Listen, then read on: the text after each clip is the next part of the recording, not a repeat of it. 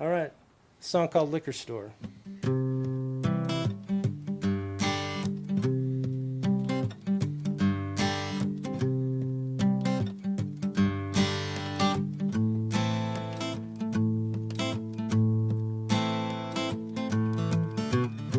Well, outside a liquor store, Sunday morning, the place isn't open.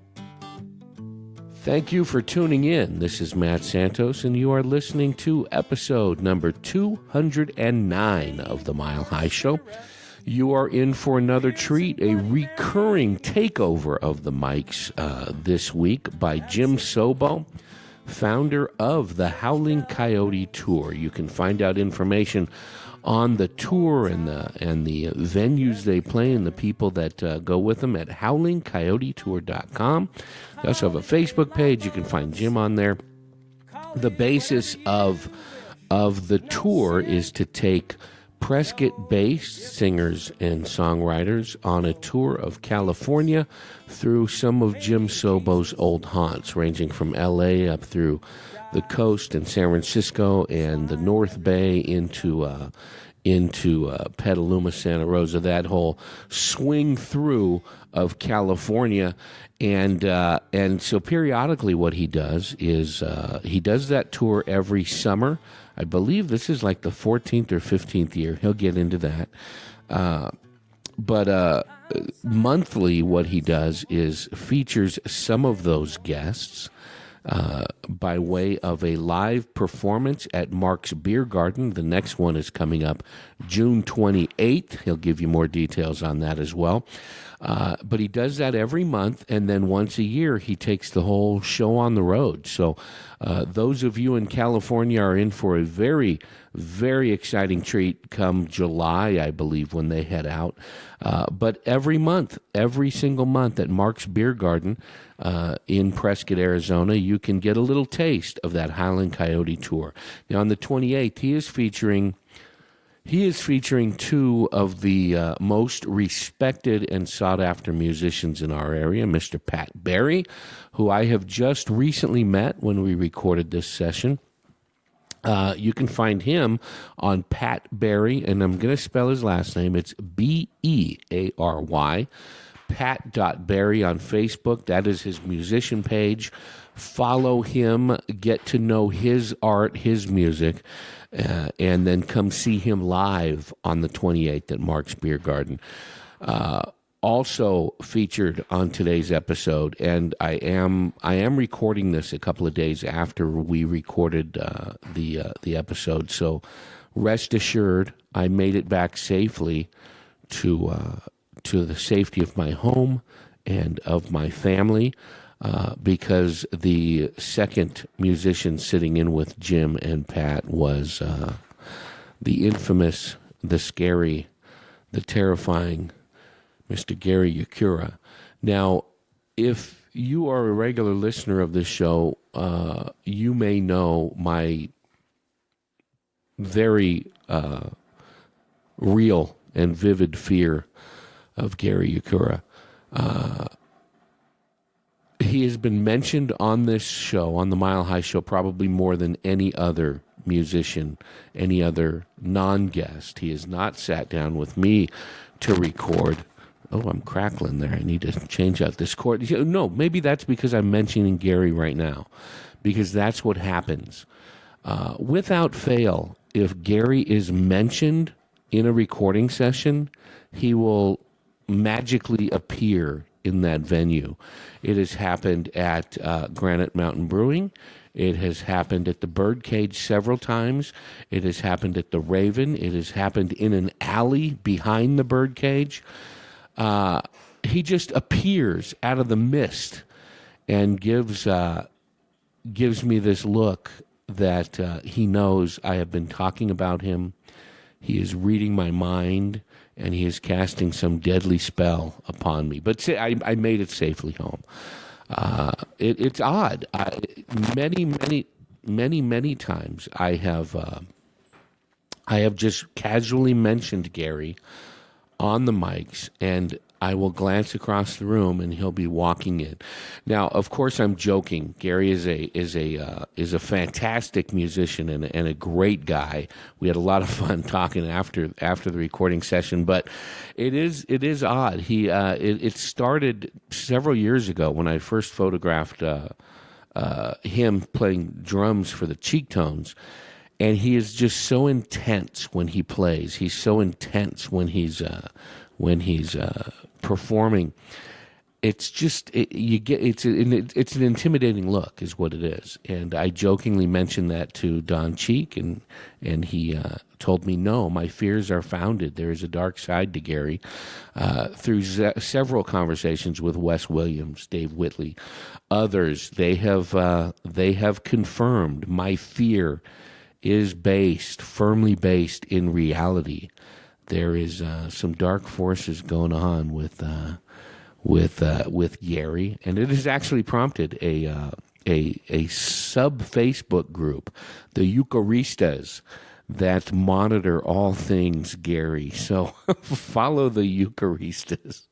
Follow Gary, follow Pat, follow Jim, follow the Howling Coyotes Tour, and get out and experience and listen to some live music wherever you happen to live. And those of us in Prescott and in northern Arizona have the ability to see these guys live. It was mentioned this is possibly the first time Pat and Gary have ever played in the same room together. So sit back and enjoy. Follow them. Find them on wherever they happen to have music out on social media, on the web, on wherever. But better than that, see them live June 28th at Mark's Beer Garden. And above all else, support local artists and support the venues that support those local artists. The Raven being one. Oh, and Pat will be playing there. If you're listening to this today when I post it, which is June 20th, he will be playing live at the Raven, a solo show, tomorrow, Friday the 21st. But he also mentioned he plays out in the Verde at wineries and various other venues out there. And just find out where he is and go see him. An excellent songwriter and a beautiful voice, beautiful guitar playing. And Gary, who I knew mostly from his drumming with various bands throughout the area, his guitar playing, his songwriting just blew me away. His voice. So sit back and enjoy, and follow the HowlingCoyoteTour.com. Go see live music, and if you do, sit at a bar, sit at a table, sit in a booth. Just drop the name Gary Ukura, and he just might show up. But it could have been anyone who's bowed their head before closed doors.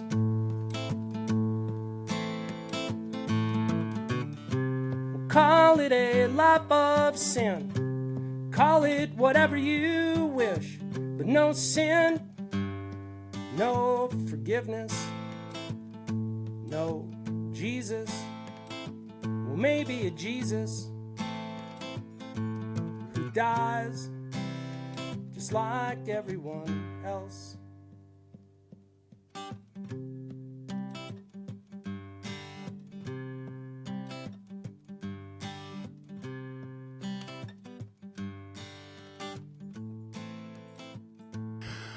Okay. Ladies and gentlemen, boys and girls, welcome to the Howling Coyote Tour Radio Hour on milehighshow.com. My name is Jim Sobo, and today I've got two singer-songwriters, original singer-songwriters from the Prescott, Arizona area who, over the last 18 years that I've been here, have admired and respected and enjoyed watching and listening to craft their styles. And these two gentlemen are Mr. Pat Beary and Mr. Gary Ukura. Pat, how are you? I'm well. Excellent. Thanks for having me. Thank you so much for stopping by today. You have been how long in this town? I don't like to think about it. I'm getting old. Yeah, but I know. I hit 20 years this spring. 20 years, yeah. A clean 20. A lot of folks that I know, I'm coming up on 20 now. Yeah. And when I first moved here, I met a bunch of great people like Gary and John Hust. Yep. And David Whitley. And all the usual suspects. Yeah. All the usual suspects just hanging out at Coyote Joe's, which is where the Coyote Tour comes from. Howling Coyote being singer-songwriters that were playing at the original singer-songwriter night that Michael Lewis used to run there years ago. And so Gary and John actually were crazy enough to go up to the San Francisco Bay Area with me a few times. And that's how the tour got started. It was by taking original singer-songwriters who write their own songs, play their own songs, perform their own songs, record their own songs, are serious about their craft, into my favorite or my second favorite musical community.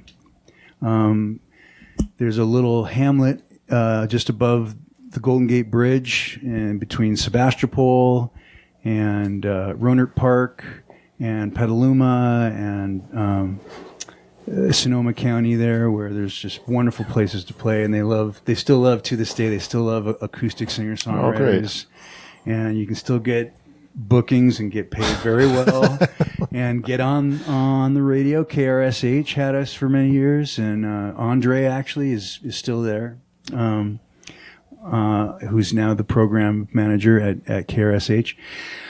So yeah, that was the beginnings of the tour. And now 14 years later, we're still at it. But now we do it here in Prescott, Arizona. If anyone doesn't know about Prescott, Arizona, we're about 5,800 feet up in the mountains of Arizona. Gorgeous place, some lakes and some forest, and just a nice quality of life if you ever want to get off of the beaten track. And there just happens to be one of my favorite musical communities here. So it's ever changing, although there's still a lot of the same folks around here. And rarely do you get to see these two gentlemen perform, and I don't think you ever get them to do interviews. So I'm going to be very careful. It's not to offend, and make sure that this is it's early in the evening. Yeah, this is a comfortable setting for everyone. And rarely do you ever get to see them play together. In fact, this will probably be the first time that the two of you have ever played in the same room. Yeah. So the great thing about the tour and just the concept is everyone does 2 half-hour sets, and then when you get done, someone else does their half-hour set, and it just keeps rotating. So you get a chance to sit down and watch someone else's set, and if you're a fan of them, which everyone that has come on the tour I've been a fan of, so it's great. I get to watch some of my most favorite performers and perform at the same time, and so it's great. This next show is going to be at Mark's Beer Garden, as it has been over the last year, on June 28th from 6 to 9 p.m. here in Prescott, Arizona. And let's just get going. So, Pat, you've been here about 20 years now. Yeah. And how did you find your way? How did the guitar and you meet? And the guitar and I met. I've got 2 older brothers, both of whom took the same basic guitar class in high school. So you grow up and your older brothers do something. That's what happens when you get to high school. So I took Mr. Johnston's Guitar 1 class. Wow. And I don't know, I took to it. I immediately loved it, and that's what I spent the next God knows how many years doing. Were you doing woodworking then too? Or? No, I didn't get into woodworking at all until I came here. I showed up here in 98, 99, and I had a little bit of cash left and a little bit of food left in the van.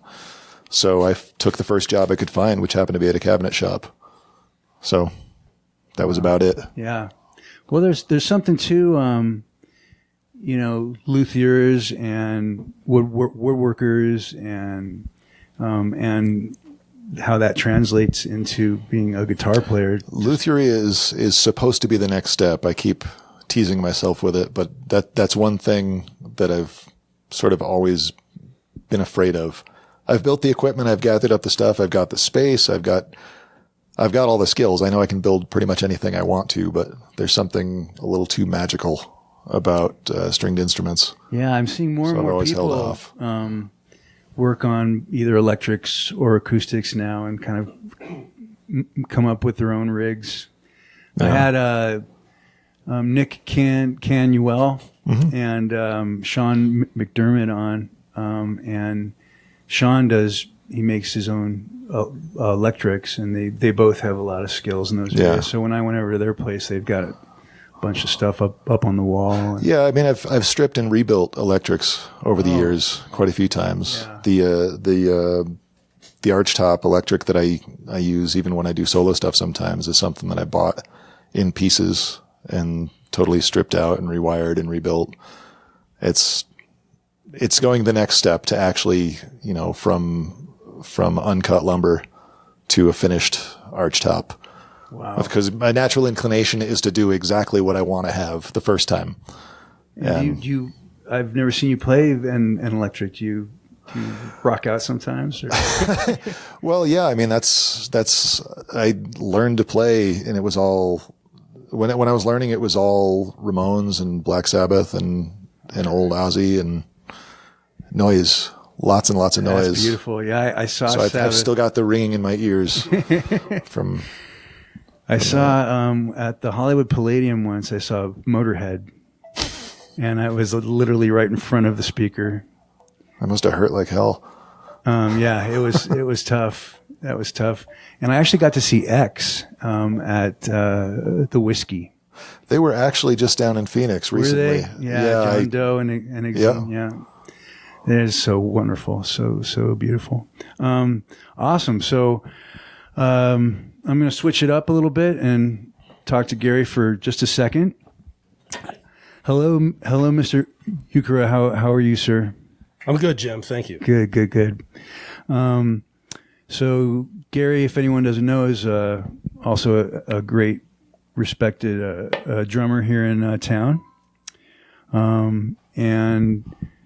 Actually on previous recording of mine, he's played several different instruments and is also very, very good around the board and puts out some really great recordings. If you ever get a chance, I'm sure you can find some of his stuff out there. I know you bounced around a little bit. You tell me if I'm wrong. Are you originally from the Minneapolis area or the Minnesota state area? Okay. Born and raised in Minnesota. Yeah. And then you spent a little bit of time in Montana, Missoula? I lived in Missoula, Montana for 5.5 years too. Beautiful. And so when did you meet the guitar and how did that come about? Met the guitar. I picked up a guitar when I was about 20. So that's 30 years ago now. And picked it up primarily just to learn how to simply play songs so I could sing. And didn't have to have anybody else around to do it. So that's how I started. I've always been really fascinated by your writing style and technique and how you approach it. Is that something that just kind of came to you over the years, or right off the bat were you kind of that stream of consciousness lyrics and just kind of letting the music work through you instead of thinking too hard about it? Yeah, initially when I first started writing, about 10 years after that, it just kind of started happening. Not a lot of thought goes into it. And because I have virtually no education on guitar, there's really not much to think about in terms of what I'm playing. I would call it a natural process that I don't know a lot about or know how to explain. And that's and I wouldn't ever want to. I would never want to try to dissect or analyze the wonderful songs that you create in the way that you create them. I know that we've talked about different bands over the years, and you actually turned me on to a couple of great bands from your area. Who were some of your influences when you were growing up? Well, from the Minneapolis scene, when I was, say, in my early 20s, local bands like the Jayhawks and the Gear Daddies and Trip Shakespeare. I was a little bit too young to really catch the Replacements when they were playing there, but their music certainly influenced me. So those? Yeah, no, that's a foundation. That's the answer to that question. That is good eating right there. Yeah.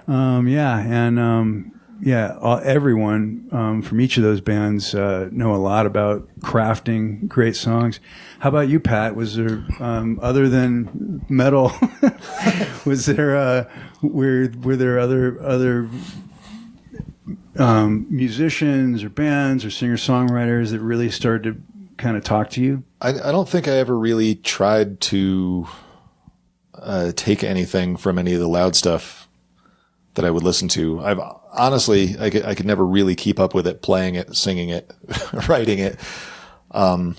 I think I got really fascinated with the idea of writing when I started listening to, I remember, and it blows my mind that that's what I did, but I think I actually remember getting Elvis Costello LPs out of the library next to the high school.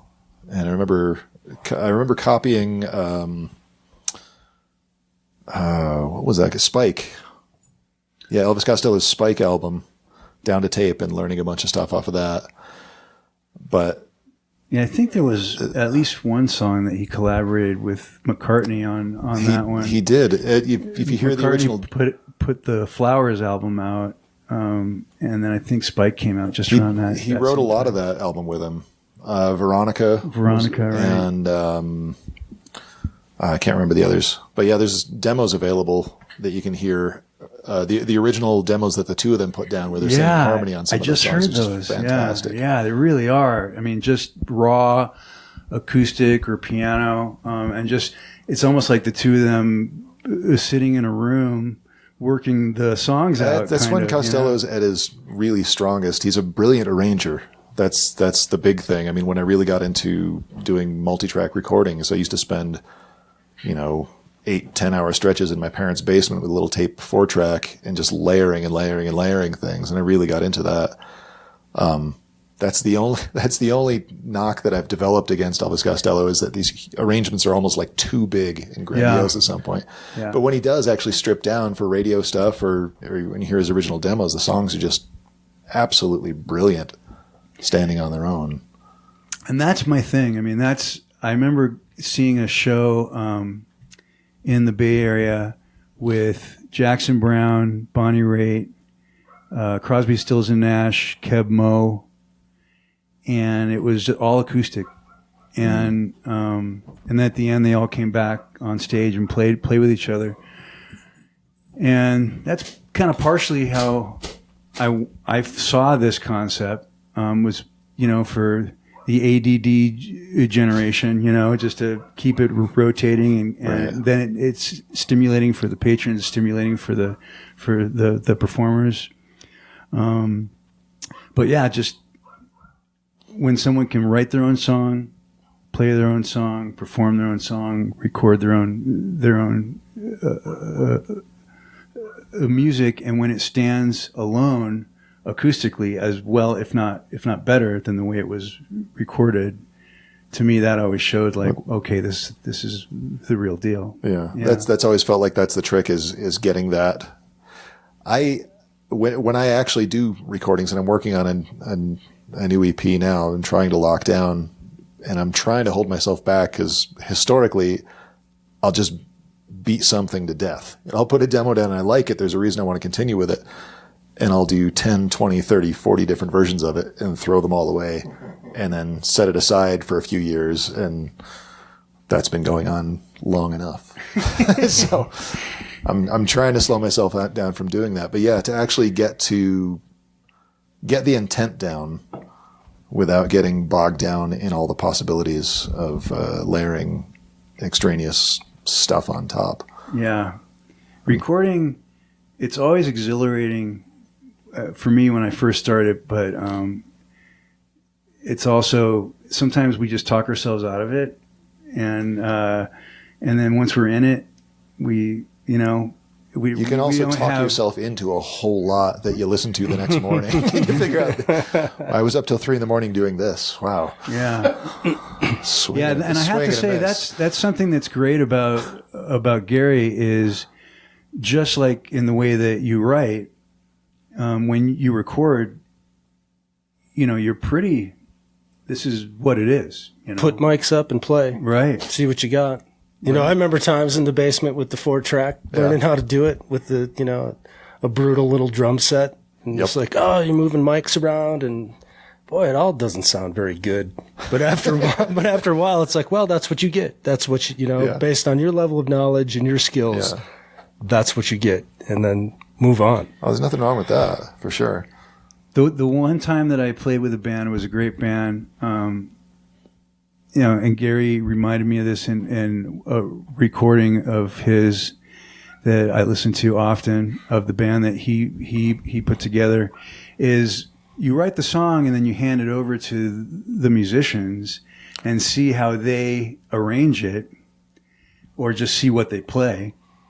Yeah, that's a better way to put it. Right. Yeah. And then it turns into something else, and it maybe turns into something that you never could have possibly expected. It's always a crapshoot. You do that, and because you don't really. That's something I run into. I have other people play some other instruments when I'm recording, and find out that there's this thing where the way I do it, anyways, I get too wrapped up in the recording, and you find out that nobody else is hearing what you're hearing because you're kind of hearing what you meant. And that's a really hard thing to explain to somebody. I think I experience that when I play live. I wonder if I'm actually hearing what I'm playing, or if I'm thinking about what I think it sounds like. Well, nobody else is listening to the quiet parts in between quite the same way. Yeah. So I wonder a similar thing when I'm actually performing. Sure. Yeah, and there's a lot to be said about overthinking during performing and recording. I have to say, some of my favorite recording sessions have been just very natural, just like Gary was saying. Just roll tape and play, and just let it be. As unprofessional as I am, I mean, those are about the only recording sessions I've ever had. So yeah, but it's fantastic. So. You guys want to play some music? Sure. That'd be fantastic. Pat said yes. Yeah. Oh, okay. Hear it. I'm up for it. Yeah. This is one on the new EP I'm working on. This is called The Spark. This is not what it sounds like on the EP.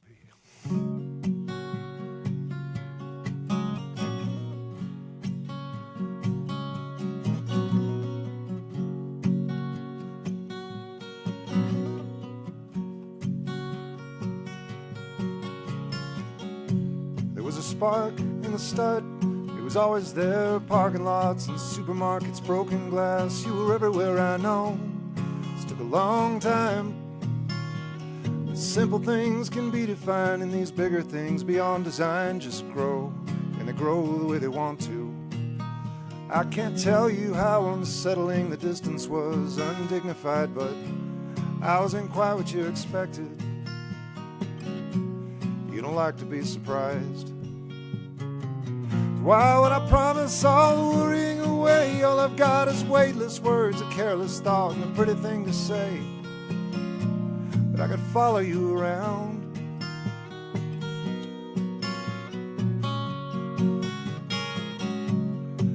My darling dear, I hate to tell you, but if these lonesome arms wrap around those lovely ankles don't compel you, I must presume none of this was true.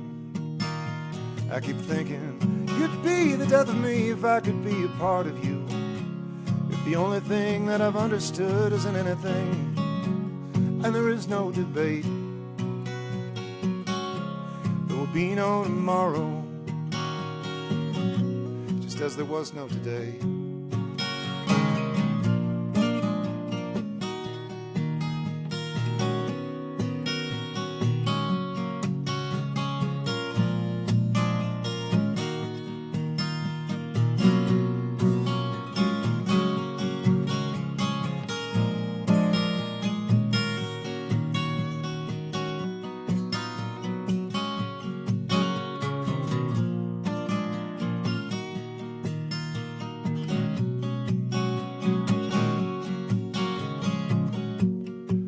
Just a thought, don't let it haunt you. For the ocean creeping up along that shoreline will dissolve you. It might seem like a long, long time. That's when you're young and you're dumb and you're different and all that ignorance. It doesn't push the tide back down.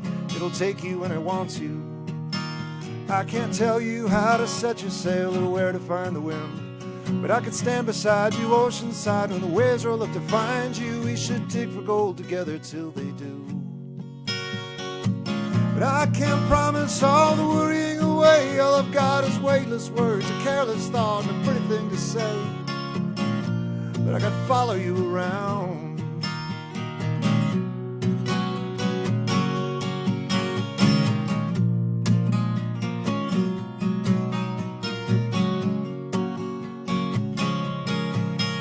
I could follow you.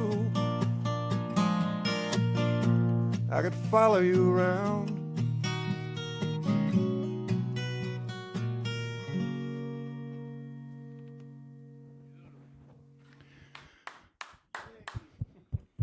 Wow.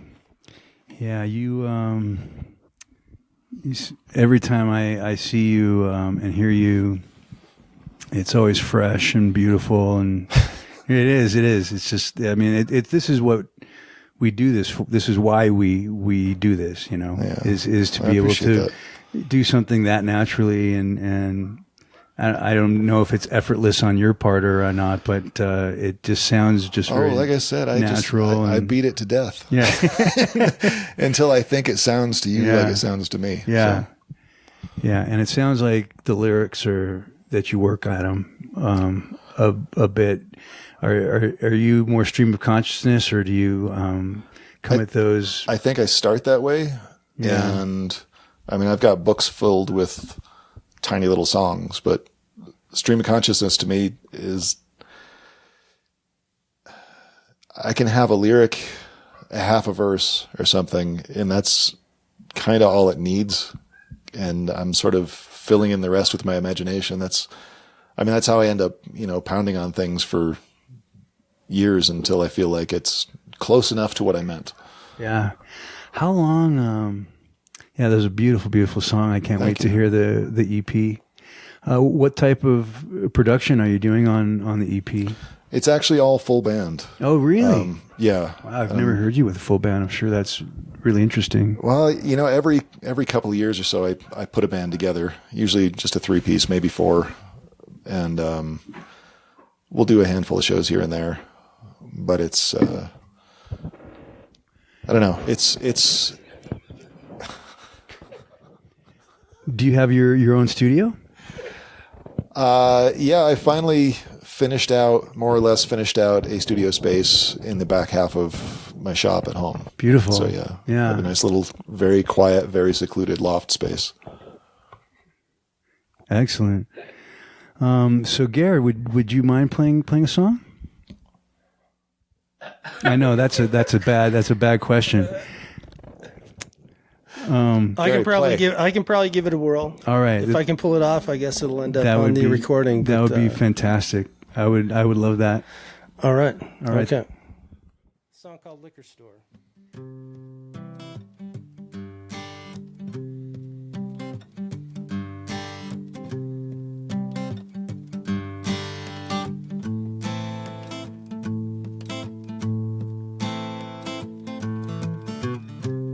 Outside a liquor store, Sunday morning, the place isn't open.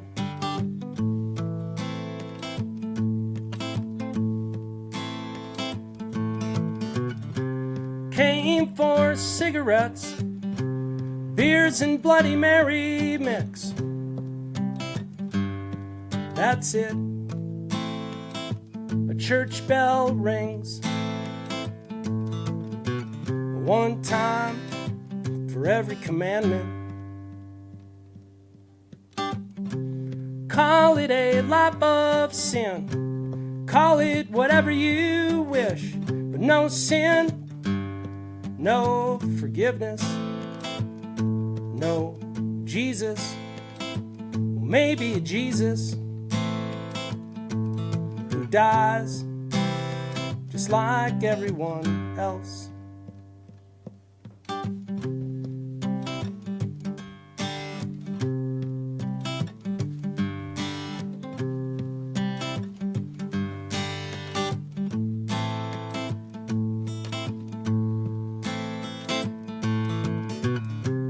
Outside a liquor store, Sunday morning, the place isn't open.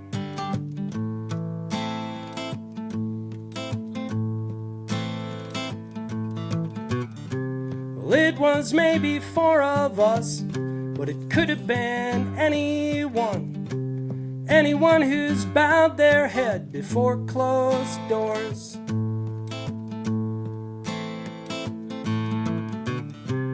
Call it a life of sin. Call it whatever you wish. But no sin, no forgiveness, no Jesus. Well, maybe a Jesus who dies just like everyone else.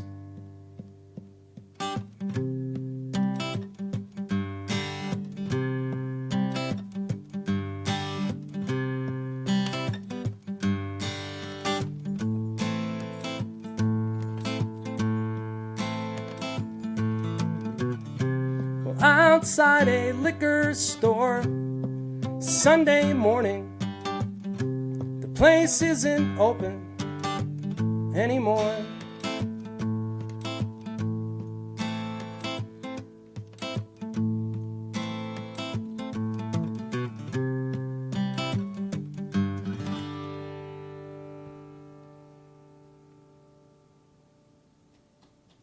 Damn, sir. Yeah, a song called Liquor Store. That's great. So where does that beautiful little tune fit in chronologically in the Gary singer-songwriter spectrum? Is that something somewhat new, or Oh, that's a few years old. That's Is it? when I was Okay. back living at the little place on beach, like we've talked about, and Yeah. the liquor barn used to be open. yeah? And I'm not sure I've spent a lot of time sitting outside the liquor barn waiting for it to open on a Sunday morning, or how I should feel about that. But I certainly imagined it, I guess. Yeah. Yeah. And do you, I guess this is an open question to both of you, to Gary and Pat. You feel like songwriting, I guess naturally just kind of comes in waves, and you get on, if one will, inspire the next possibly, and then, you can see some inspiration going on there. Well, I would I would start with it. For me, it's more of it's an idea of giving yourself time and opportunity to allow it to happen. Like, I don't feel in control of it really at all. But what I can do is set aside quiet time by myself to simply play, and without any intention. And then sometimes it starts happening. Yeah. And then when it does, like I think you were talking about, it's you get your notebook out and just write down everything that's coming to mind, without worrying about what it means or what it might say or how it might end up.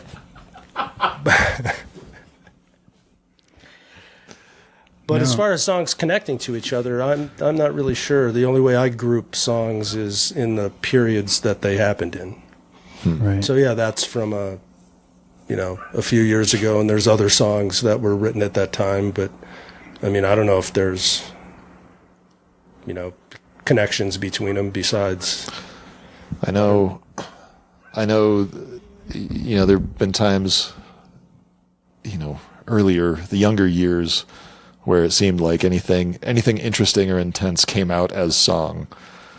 But, you grow up, I've got a lot of other things to do, and I do actually have to set aside time, and it's in the middle of the night, which is a great time for me anyways, because I kind of have to let go of everything else. But yeah, I get into that space, and I can sit down and I just really want to create something, and I've got nothing, and then you start noodling around, and then you stumble across something, throw a couple of words on it and find out that there's something there, and you keep playing with it until you figure out what it means.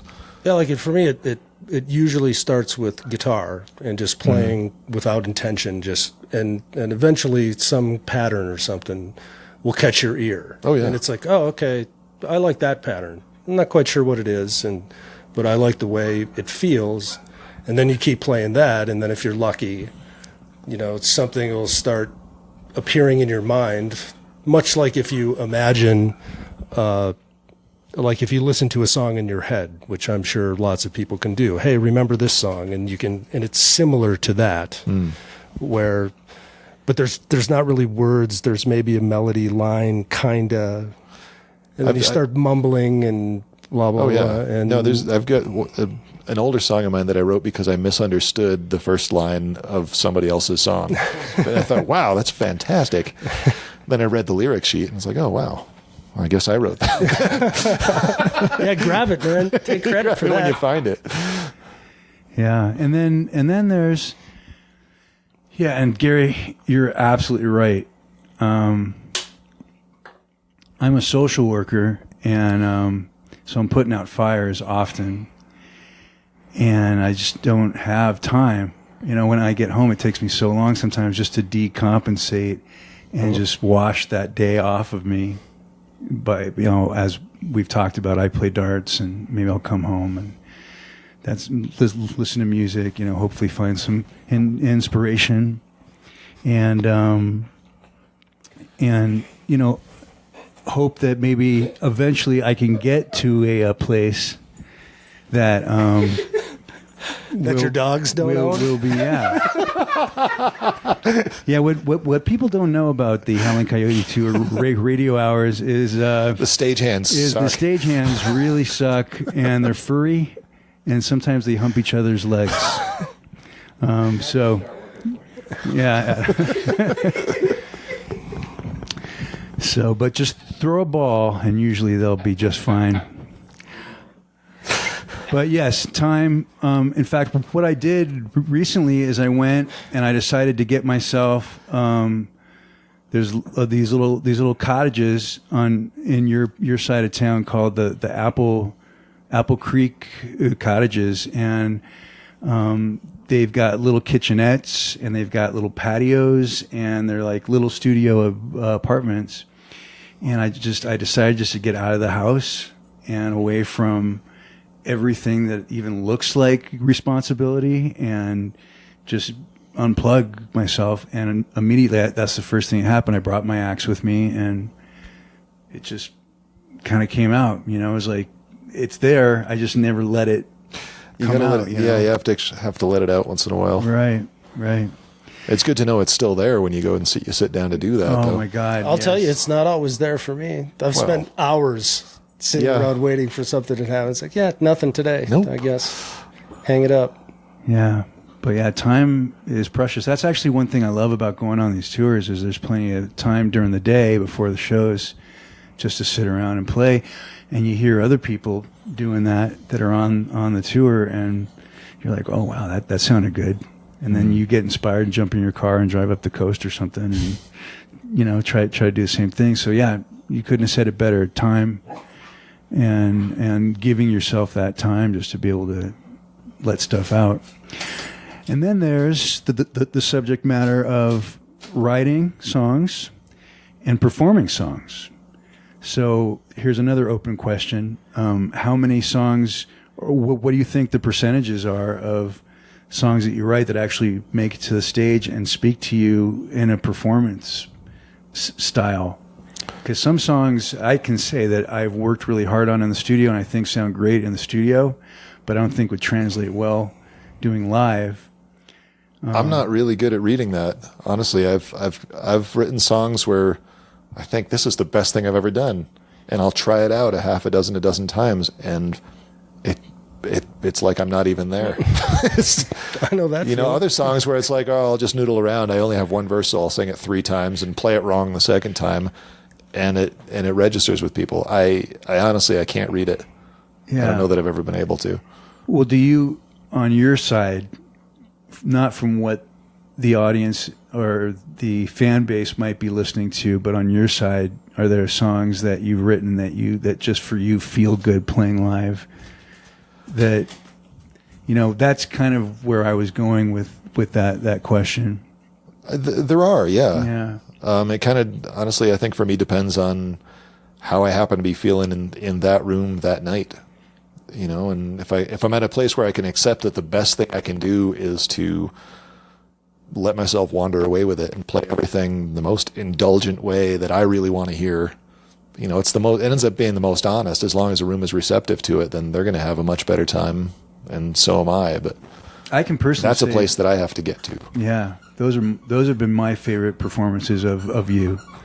I see you do it. I see you say, you know, I'm just going to play this. I'll just check out for a little while. Yeah. This one's going to be 12 minutes long. And then I dial in, and I'm like, okay, well, I don't care what's going on here, but I need to check this out. I need to go on wherever Pat's going. I want to go there with him. How about you, Gary? What would you say about that? I think I generally find in performing that I like the easy ones, or that's where I go.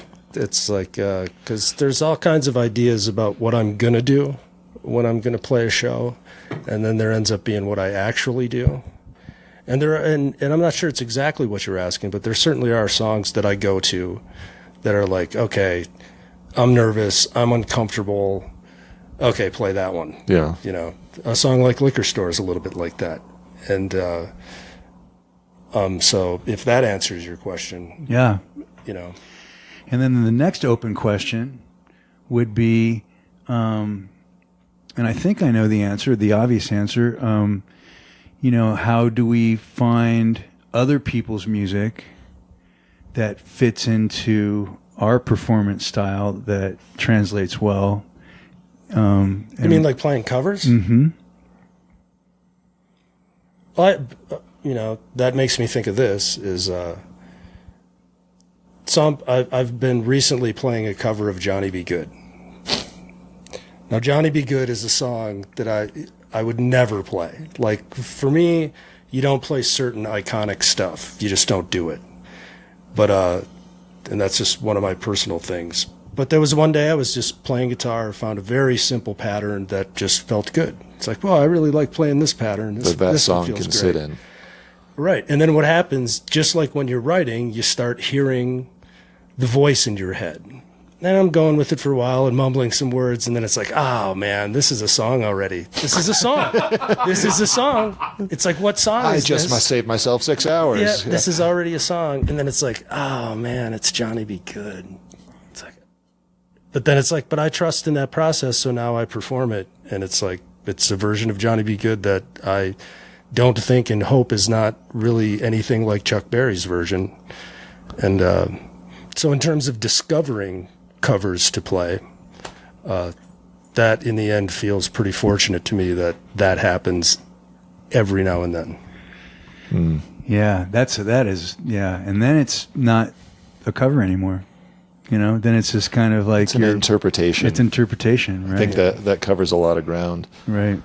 It's like I'll do Neil Young's Heart of Gold once in a while, and that's a song, a lot of his are, but that's a song that I honestly think for the most part people shouldn't play, because you can be a phenomenal singer and musician, you kind of sound silly singing it, because he really has a very peculiar voice, especially in his younger years, and a lovely style of playing and a really peculiar voice. When those two fit together that way, there's a magic there. Like old Bob Dylan songs, when people try to cover Bob Dylan songs, they magically just turn into Bob Dylan. They're doing an impersonation. which feels really silly. Like if you Right. were doing Johnny Be Good at original tempo, it would sound ridiculous. I agree. It'd be a which is lot. exactly It'd be a why lot you of don't do fun, it. but it'd also be it'd be silly. Yeah. So yeah, It would be certainly would be silly for me to do it. right, you know? right. I have a my voice is too deep and too pushy to sing Neil Young the way he does. So I play it much, much differently that you wouldn't recognize it, and people generally don't recognize it until they figure out what the words are. So Yeah, and make it fit and into then what I of do. course you I think a lot of people want to play songs that you wish people would play, and you wish songs that got exposed more often. Yep. And that had more light brought to them. And so you like, okay, I want to turn these people on to this artist or this song. Yeah, I play covers that are generally unrecognized by anybody in an audience, you know, for the most part. Yeah. And they think they're your songs. Yeah. Yeah, maybe that's a form of theft or something. You know, Only in it's an regards to homage. ASCAP, yeah. Do you play any Big Star? yeah, we both play Ballad of El Goodo. You do that too? I was just You know thinking. I what's was just funny? thinking about that when you were talking about I've it. It's never like we heard- should both play that on I've Friday. never heard the song. I've heard Tripp Shakespeare's version of it. I think I heard a live, a bootleg, a German bootleg of Evan Dando doing an acoustic cover of that or Sin City. And he just stopped halfway through because somebody was talking in the audience and he was probably drugged out of his mind at the time. But yeah, it's good stuff. Yeah, Big Star is originally from... I think they're. I don't know where Alex Chilton's from. Oh, okay. They recorded in Memphis. I don't know. Maybe he's from there. Okay. I assume that they were from somewhere around your neck of the woods. Well, the Replacements wrote a song called Alex Chilton that references, and the Replacements are from Minneapolis. Right. So maybe that's it. I don't know. Yeah, if anyone out there Knows where Big Star's from? knows where Big Star is from, give me a call, 928-460-3928. We'll take caller number 3. Check them out. Do check out, Gary, where can people check your music out? I know if the best way to check out any artist is to actually go and support live music, go and see the performers, get their merchandise at the shows. That's the best experience that you're going to have as a fan, is by seeing it live and getting the merchandise then and there. Radio is something that used to exist. Freeform radio is something that used to exist, where we didn't have access to music. We actually had to go to a record store. We had to go maybe have a subscription to Warehouse and get cassettes or albums. Like an animal. There were no apps. What was a station that you used to listen to back in the day? KQRS. And what type of stuff would you hear on that? When I was real young, first listening to radio, that was like, it's what classic rock was before classic rock. You know, your Beatles, Led Zeppelin, Pink Floyd. I remember the Battle of the Bands thing, and Led Zeppelin just destroyed everybody every week. And but yeah, I would listen to that. But I felt like at the time, the radio then, I don't know much about radio now, is that, so you hear Beatles songs, but you hear 20 different Beatles songs in the course of, a week or whatever. It's not just one song played over and over again. Right. So that's the way I remember radio from being a kid. Yeah, what they call deep tracks now, I suppose. Right. The B-sides. Was there a station that you used to listen to when you were growing up, Pat? I wasn't real big on radio because the stuff that I was honestly familiar with was WHCN and CCC, both out of Hartford. But like Gary's saying, it was all the stuff that I was sort of inclined to avoid because that's what the older brothers would listen to. All the Hendrix and Led Zeppelin and Pink Floyd was coming out of my brother's room down the hall. Mm-hmm. And I had my own noisy stuff that wasn't on the radio. Yeah, and you're right. Actually, I was lucky there was a station called K-Rock back in the 80s. They played a lot of Squeeze, Elvis Costello, the Plimsolls. They were the first ones to break the Sex Pistols. Rodney on the Rock was a DJ. They've done a documentary about him. He's a interesting man. But yeah, they would play songs that a lot of other stations in the country weren't breaking at that time. Right. In that little pocket of new music that was separating itself from, whether it was punk or whether it was, what they called. I never liked the term new age. New wave, yeah. Rather, yeah. But and then all of the artists that Gary referred to, I guess, was an alternative. Is what they called alternative to a certain extent, but that kind of stuff good, at that good time, singer-songwriters, you good had bands. to find that stuff outside of radio. Those were the days when you could go to a record store, and for one thing, there weren't a half a billion things to choose from, so you'd actually just sift through the racks and see what was in that week, and there were only like six new albums. Yeah. Yeah, and that was an experience. So yeah, go out and support live music, support live artists, get their merch. That's still the best way to experience a lot of music, in my humble opinion.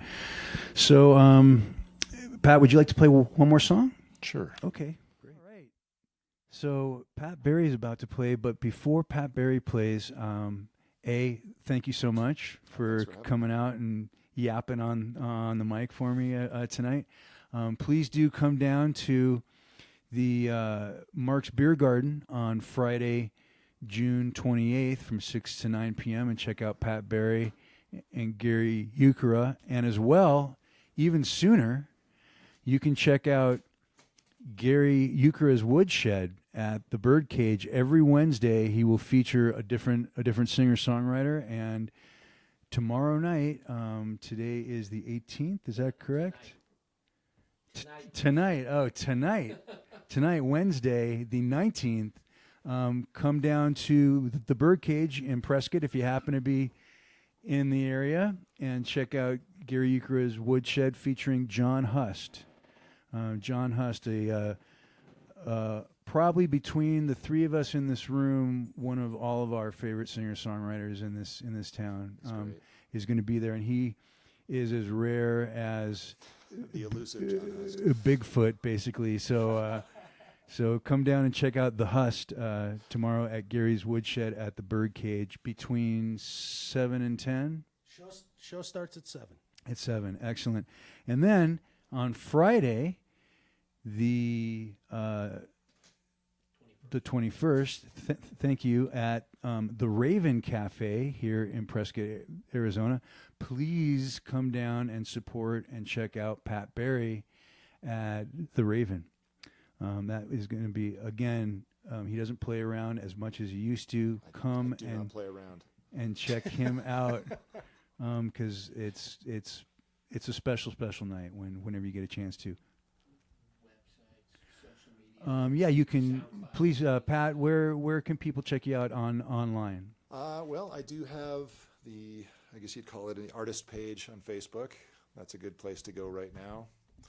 SoundCloud page, I've got a lot of live stuff there, some stuff with the band, some covers, demo-y stuff. Every now and again I'll put something new up there. Excellent. There's all sorts of new stuff in the works, website and Patreon and all that sort of stuff, bands in town. So. And does Gary exist on the internet? Oh, not really, or not for much. Yeah. Yeah. You can't find much of me online. How about if anyone is any of your music anywhere online? No, I don't think so. Okay, so right, which is another reason why, ladies and gentlemen, do you have any Thanks for stopping by. merchandise?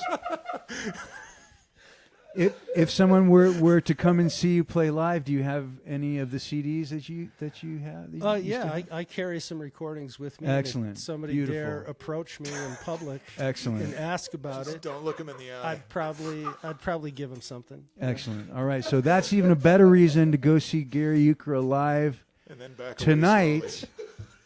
Wednesday, the 19th of June in Prescott, Arizona, at the Birdcage, because that's probably the only chance you'll ever get to actually get some of Gary Ukura's recorded music, and it is a beautiful, beautiful thing. So you should check that out. All right, I'm going to stop blabbing. Thank you, everyone, for another great podcast of the Howling Coyote Tour Radio Hour. Thank you, Gary. I hope I did not offend, and thank you, Pat. And I'm going to shut up and let you guys play a couple songs.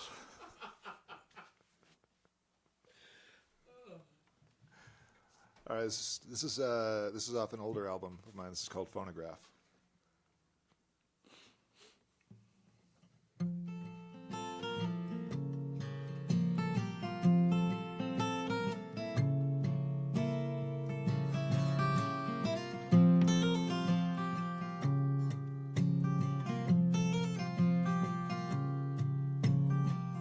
I recall I left a phonograph with you, some recordings I had made, some young and foolish tunes just for you.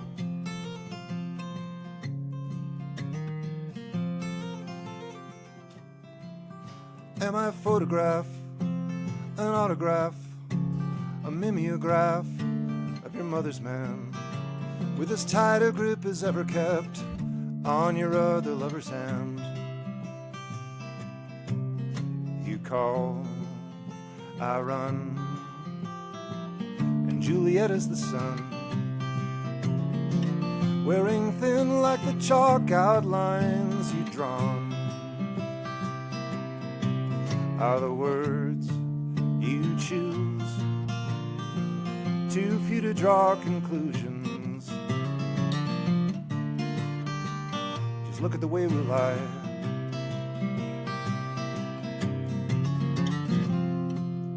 My back to my chest, with my face to the sky, muttering things on butterfly wings. If wishes were wheelchairs, we'd ride.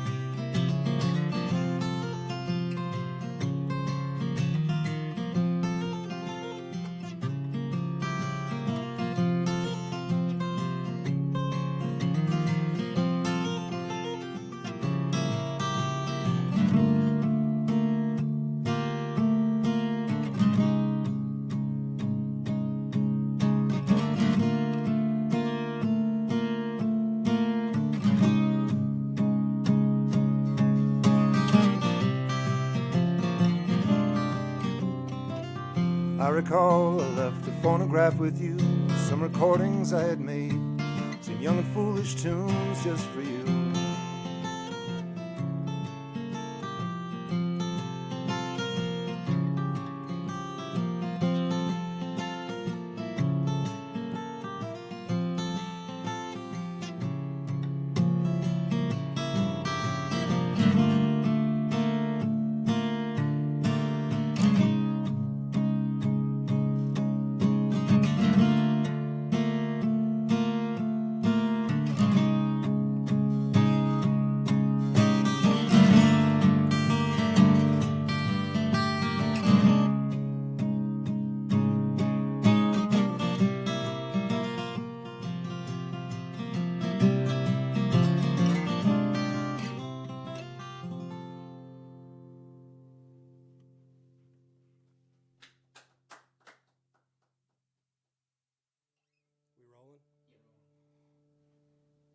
Okay, well, that's pressure.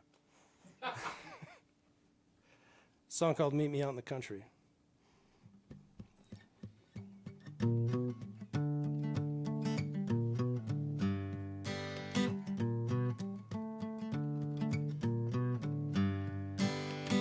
Meet me out in the country, you leave your mission on the shelf, 'cause I'm tired of talking to myself. One more try is the reason why, Gonna head out west, and you might like to ride along, I bet. And back home when your feet get cold and your bones start to itch, well, it can't hurt to throw a little dirt, maybe get lit.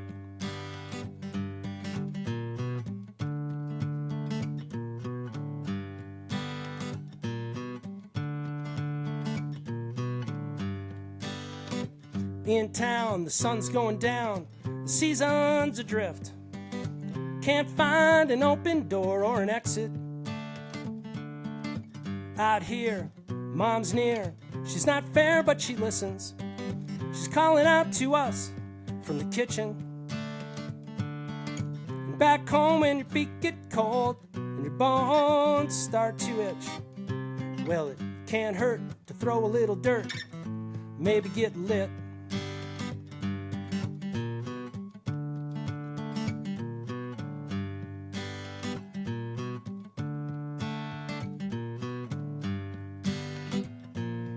Invited to her table, I thought we might be missed.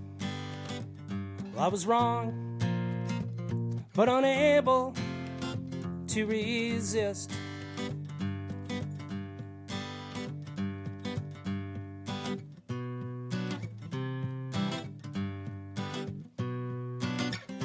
I fucked it up. Oh, and is that good? Or do I try it again from the top? Yeah. I have a song on one of my CDs that Heather, my wife, hates it, but I stop halfway through and it's fuck, I don't remember the rest of the song. I loved it that way, so that's why I kept it. Oh, nice. Hundreds of those out there like that. I got to thinking. See, that's what happens when the tapes roll. When you get to thinking, and then, all right, we'll try it again. 1, 2.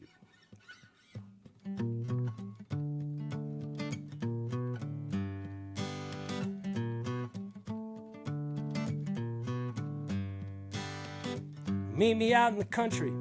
You leave your mission on the shelf, as I'm tired of talking to myself. One more try's the reason why I'm gonna head out west, and you might like to ride along, I bet. It's back home when your feet get cold and your bones start to itch, well, it can't hurt to throw a little dirt. Damn it. So I might be jinxed already. 2, 3, 4.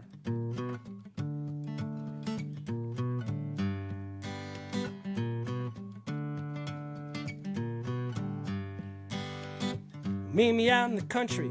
You leave your mission on the shelf, as I'm tired of talking to myself. One more try's the reason why I'm gonna head out west, and you might like to ride along, I bet. It's back home when your feet get cold and your bones start to itch, well, it can't hurt to throw a little dirt, maybe get lit.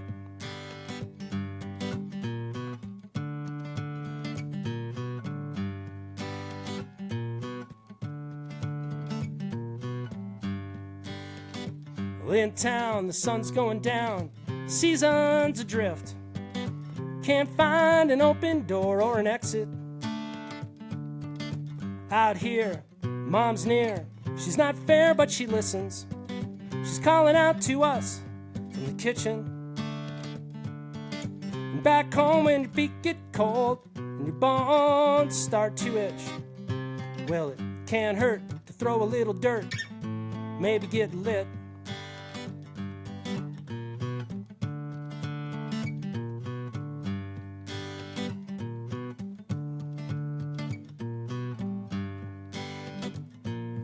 Invited to her table,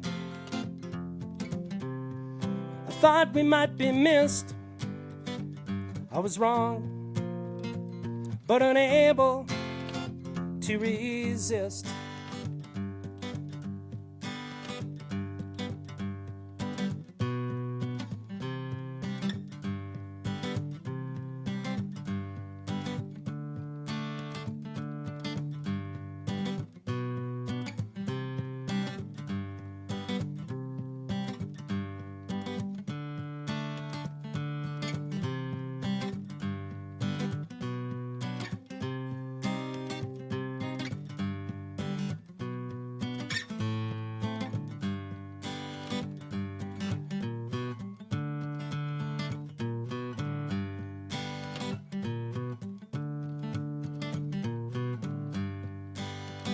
Sunday morning, your eyes won't open. You're praying for a fix. Dad might hear, but he don't care one bit. Out here, Mom's near. She's not fair, but she listens. She's calling out to us like we've been missing. And back home when your feet get cold and your bones start to itch, well, it can't hurt to throw a little dirt, maybe get lit. Back home when your feet get cold and your bones start to itch, well, it can't hurt to throw a little dirt, maybe get lit.